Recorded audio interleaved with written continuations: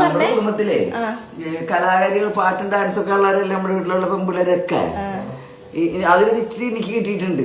ഞാൻ ഇതൊക്കെ ഭയങ്കര ഇഷ്ടമാണ്, ചെയ്യാനും ഇഷ്ടമാണ്. പക്ഷെ അന്ന് അമ്മായിയുടെ ചെറുപ്പത്തിലൊന്നും നമുക്ക് അതിനുള്ള സാഹചര്യം ഒന്നും ഉണ്ടായില്ലല്ലോ. ഇപ്പോഴാണ് ഞാൻ അടിച്ചു പൊളിച്ചേനെ. ഇപ്പൊ എന്ത് ചെയ്യണം? ഇപ്പൊ നമുക്ക് എന്ത് ചെയ്യാന്ന് റീൽസ് എടുക്കണോ?